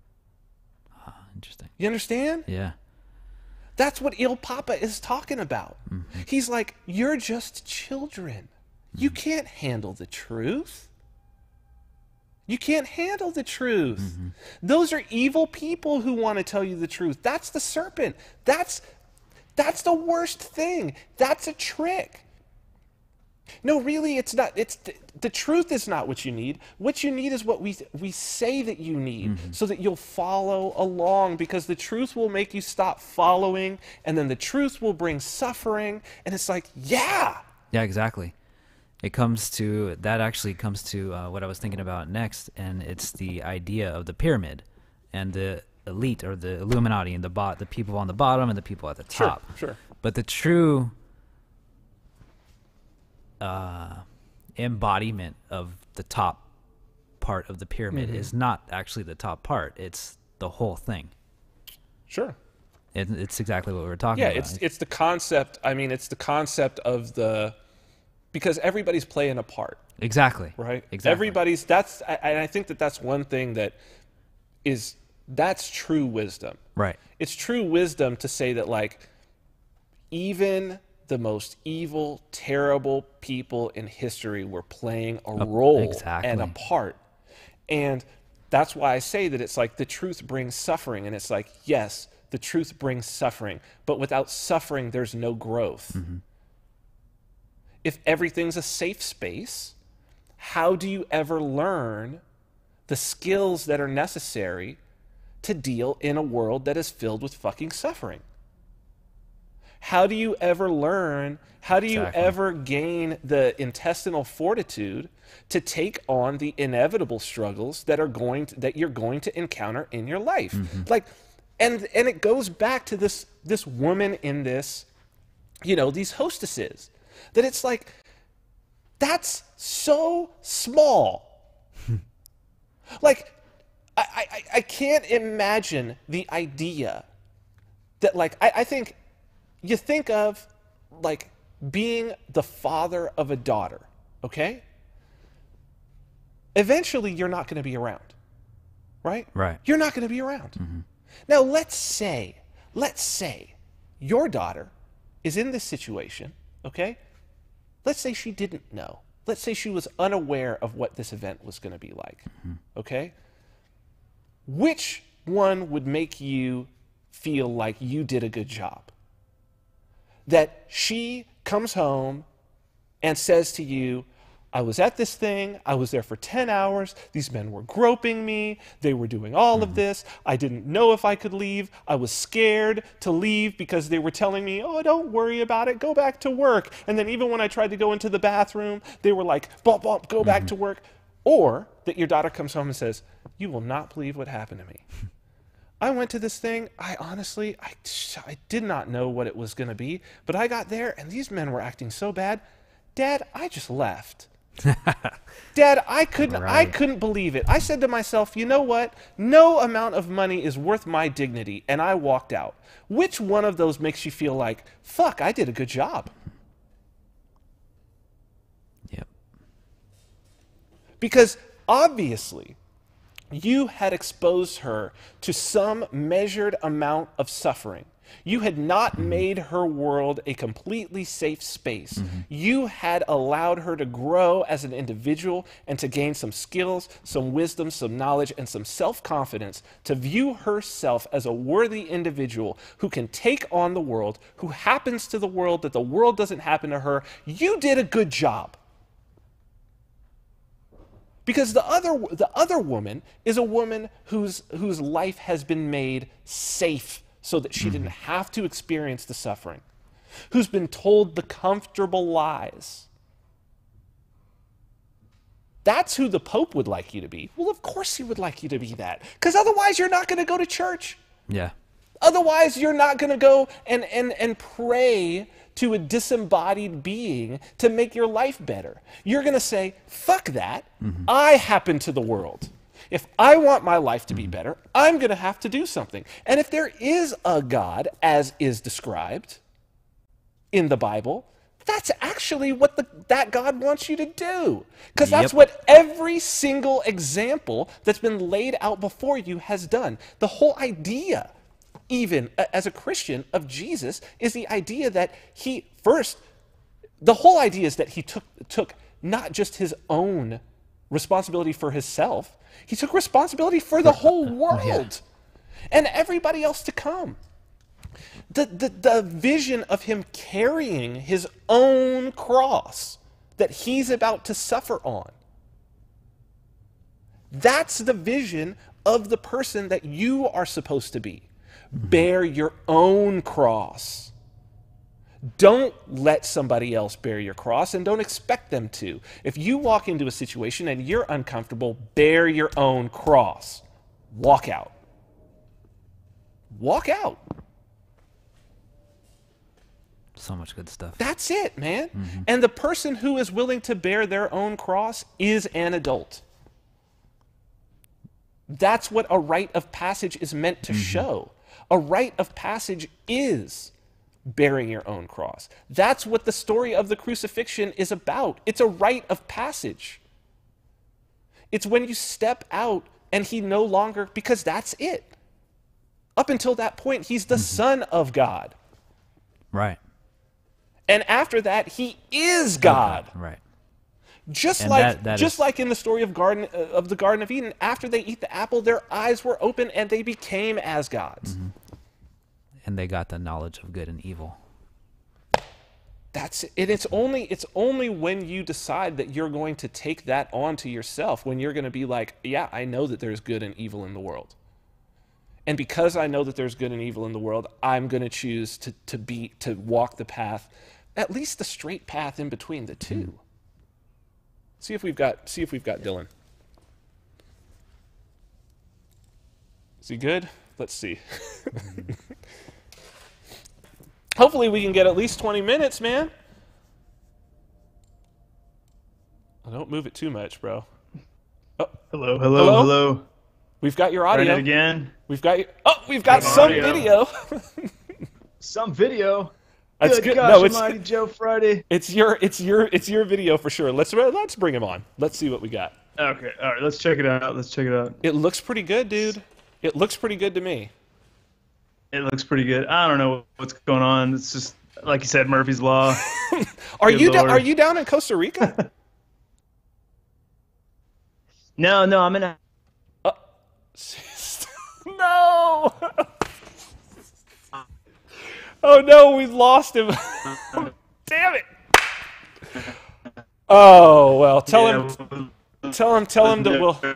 Oh man, no. For about 7 years. No, kill it. Just kill it, Christian. Text him, tell him we'll have to try this again. Oh boy, it has been that. He said ball of shit. It has been that. We had, you know what's interesting? We've had this one other time. That was with Peter Kallman that one time, if you remember. Yeah. We will have to. We're going to definitely have him back on, even if I have to just do a standalone piece of just he and I. And maybe that's what we're being told. Maybe I just need to do like a little one-on-one with him, because it is some really deep stuff, and it's perfect for this.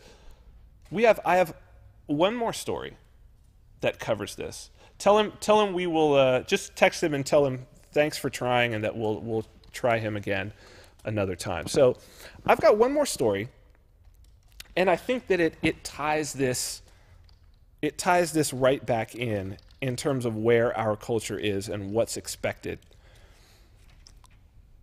I skipped over it, but now I think that it's actually appropriate, and it's like when you pass off responsibility onto another party, be that the state, be that a corporation, right? This is this voice recognition. You see that? It's above Madison after news number 1. Throw that up. This from The Verge. The NSA's voice recognition system raises hard questions for Echo and Google Home. Are Amazon and Google doing enough to keep spies out? Suppose you're looking for a single person somewhere in the world. We'll call him Waldo. You know who he is, nearly everything about him, but you don't know where he's hiding. How do you find him? The scale is just too great for anything but a computerized scan. The first chance is facial recognition. Scan his face against cameras at airports or photos on social media, although you'll be counting on Waldo walking past a friendly camera and giving it a good view. But his voice could be even better. How long could Waldo go without making a phone call on public lines? And even if he's careful about phone calls, the world is full of microphones. How long before he gets picked up in the background while his friend talks to her Echo? As it turns out, the NSA had roughly the same idea. In an Intercept piece on Friday, reporter Ava Kaufman detailed the secret history of the NSA's speaker recognition systems, dating back as far as 2004. One of the programs was a system known as Voice RT, which was able to match speakers to a given voice print, essentially solving the Waldo problem. Along with generating basic transcriptions, according to classified documents, the system was deployed in 2009 to track the Pakistani Army chiefs of staff, although officials expressed concern that there were too few voice clips to build a viable model. The same system scanned voice traffic to more than 100 Iranian delegates' phones when President Mahmoud Ahmadinejad visited New York City in 2007. We've seen voice recognition systems like this before, most recently with the Coast Guard, but there's never been one as far-reaching as the Voice RT, and it raises difficult new questions about voice recordings. The NSA has always had broad access to U.S. phone infrastructure, something driven home by the early Snowden documents, but the last few years have seen an explosion of voice assistants like the Amazon Echo and Google Home, each of which floods more voice audio into the cloud where it could be vulnerable to NSA interception. Is Home Assistant data a target for the NSA's voice scanning program? And if so, are Google and Amazon doing enough to protect users? In previous cases, law enforcement has chiefly been interested in obtaining specific incriminating data picked up by a Home Assistant. In the Bentonville murder case last year, police sought recordings or transcripts from a specific Echo, hoping the device might have triggered accidentally during a pivotal moment. If that tactic worked consistently, it might be a privacy concern for Echo and Google Home owners, but it almost never does. Devices like Echo and Google Home only retain data after hearing their wake word, OK Google or Alexa, which means all police would get is a list of intentional commands. Security researchers have been trying to break past that wake word safeguard for years, but so far they can't do it without an in-person firmware hack, at which point you might as well just install your own microphone. So Christian, I think that we have reached a point now for those people who are privacy advocates. I do not think that it is appropriate to say, are Amazon and Google doing enough to prevent my words from being recorded when I've voluntarily gone out and purchased a device exactly. that sole purpose is to record the words that I say. Mm-hmm. Like you put the wiretap in your home. And it's not like, oh, I went out and I bought a picture frame and it secretly, surreptitiously has a microphone. No. I literally bought a thing that its function is to listen to everything that's said until it hears a wake word. Mm-hmm. If anyone thinks, like you're being told right here, that the state is after access to those things, they're going to get it. All right, it's the adult. It's adulting again. Yeah, like we went through this with YouTube. We went through this with Facebook. It's happening with Twitter. It's like, look, when the state decides, they've got all the levers on these people. Mm-hmm. It's about money. These are publicly traded companies. That means that they're under all kinds of regulations, from top to bottom, from regulations on hiring and personnel and how much they have to pay people and payroll, to the Treasury Department, all the way over to the SEC regulations on how their stock can be traded and insider information and all of that shit. And then there's security concerns as well, right? So it's like they have to participate in all kinds of different things. And they're willingly participating with the government because it's carrots and sticks. Yep. This is about taking responsibility. If you're really concerned about privacy, don't buy the damn Alexa. Don't buy the damn Echo. Mm-hmm. But if you do, it's not Google's job to make you safe. Right. It's not Amazon's job to make you safe. Now, when we comment on the actions that Facebook is taking, when we comment on the actions that Google is taking, what I'm pointing out at least, is inconsistency. Yeah. And it's to say, look, Google, YouTube, if you want to stick around, if you don't want to be outcompeted, be consistent. Because here are the things which your competitors can compete with you.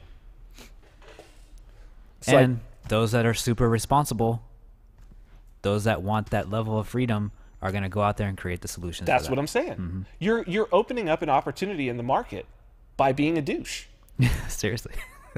Well, douches do open up. Yeah. Because we decide on products based on a lot of different things, right? Mm-hmm. So it's like, if all things being equal, right? And you can totally tell this. Go look at Yelp reviews. All things being equal, and sometimes not even all things being equal, if the staff in a business is particularly known for being friendly and helpful, that business can actually charge more for the same product and have more people purchase it. Like, douchebaggery actually creates an opportunity for someone to outcompete you. Why? Because when people have to deal with another person, they'd rather deal with a friendly, helpful person than a douchebag. So if there was a Facebook that offered everything fundamentally that Facebook currently offers, but it didn't have the douchebaggery of censorship, it's going to lose people. Facebook is going to lose people to that platform. Same thing goes for YouTube. Same thing goes for Twitter. And it's like, don't think that just because you're in the catbird seat now that you're going to be in the catbird seat forever. Technology changes. Culture changes. It's interesting. I got a example that happened. I saw a post. It was from PewDiePie. Okay. It was an older post, but basically the CEO of YouTube went on her Twitter and said, "I have a demonetization button sitting on my desk at any time, right? And I'll use it at any time." And then PewDiePie went on there. It was fucking great. He said, I too have a demonetization button sitting on my desk, and it's bigger and better than yours, and it actually works." Oh, that's like what Donald Trump said to Kim Jong-un. But this is an example of that, because PewDiePie can go out there and create the solution that he wants in the world, because he has the money, the resources, he has a network. He can create that solution. Or at least he's ready. He's one of those people who is signaling their support to whoever would create that solution. Yeah, that too. Right? That like, hey, if the solution was there, I'd make the move. And there's a lot of people. It was Dave. You know Dave Rubin? No. So he's kind of a, I guess he calls himself a classical liberal, but he's got a pretty good talk show, and he's a lot of, especially people that are sort of, he's kind of like a Joe Rogan-y type of. He used to work for the Young Turks. He's really good. I think he's pretty balanced, but he's been going on Twitter talking about, oh, they keep demonetizing me. He's making most of his money from Patreon. But again, there's going to be another one that it's like, if people need to realize, I mean, Lauren Southern she went and she did some things in Europe and they didn't like what she was saying. Patreon took away all her ability to be on Patreon and she lost her income. Oh, shit. You know, and getting back to Jordan Peterson, he's pulling in like $60,000 a month. Wow. You know, that's like $750,000 in donations off Patreon per year. You know, and Dave Rubin was talking about, oh yeah, I'm getting most of mine from Patreon as well. Guys, like, you don't think that the powers that want to censor YouTube and Facebook and Twitter, that Patreon isn't on their target? Oh, I'm sure. They can take you all out. Yeah. They can take you all out in one fell swoop by taking away your money. And that's the reason why it's like, you're asking for donations. I mean, look, do whatever you want to do, but that's not a very adult thing to do. Especially not when we're in an environment where you can literally create your own platform. And where there are people who are out there trying to help. And I mean, that's how I've approached it from the beginning, right? It's like on YouTube, we just refuse demonetization. We just don't monetize because those ads is stupid. You don't make anything off those fucking ads. Right? It's like, if we have something of value to give to people, then let's sell it to them. Get it out there, yeah.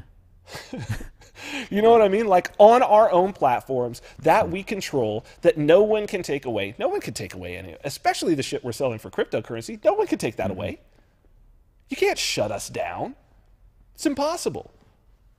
I don't want to say it's impossible. I don't want to knock on wood, right?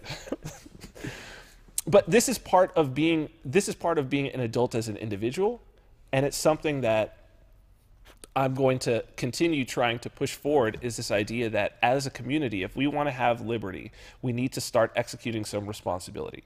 We need to say we're going to operate within our own economy. We're going to have our own platforms. We're going to have our own media. That's why we put our podcast. Our podcast is on IPFS. Can't take it down. Can't take it down. Like, these are, and this is the reason why, you know, I'm doing these coding classes, which are going great. We're going to be on our third seminar on Wednesday. That's what it's all about. It's all about, look, here are the tools to create your own platform that can't be taken away from you. And it's been the mission statement of the show. Absolutely. Absolutely. I mean, because the sustainability starts in the mind. Right. It's not the particular tools that you have. Right? So you could take somebody like an Elon Musk, right? You could take all his money away from him. Set him back at square one. Put him in a studio apartment. You could even take his name away. You could implant his brain into another person.